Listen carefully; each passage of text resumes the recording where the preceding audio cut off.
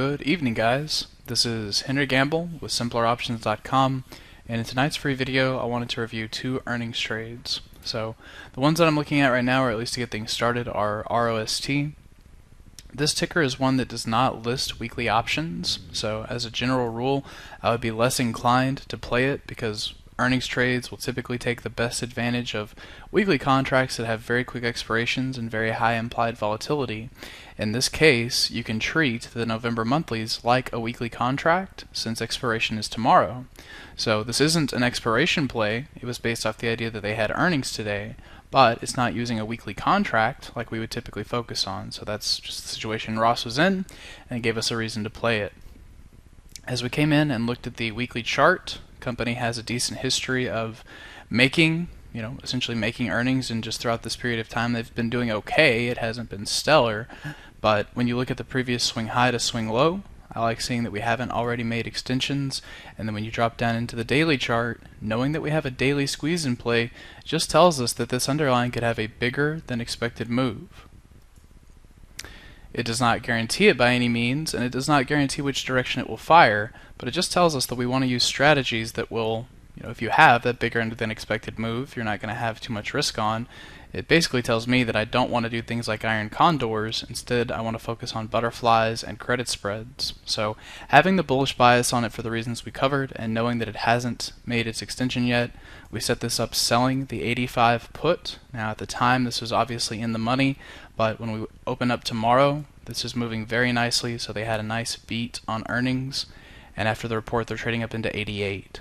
So that's a good move based off the daily squeeze and tying that into earnings. And while it doesn't always work, the fact that this underlying is up, you had an expected move of around $2.50, yet you're up closer to $5, that's one of the most important reasons why I like following that signal.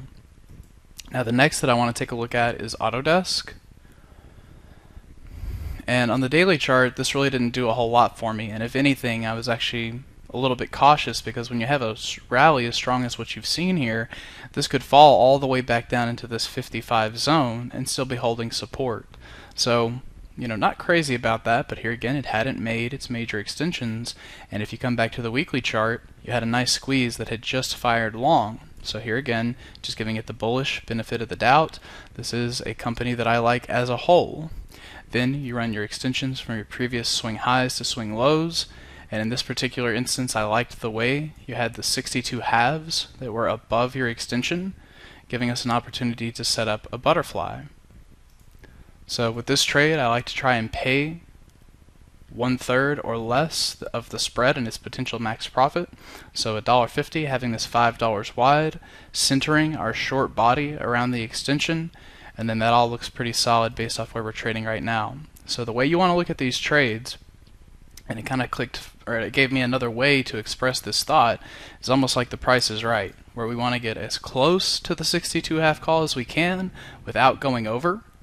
That means we collect the premium for what we sold these for, we max out the intrinsic value of the 57 halves, and that is one of the best ways I've found to try and tie technical analysis on the underlying into your expiration trade.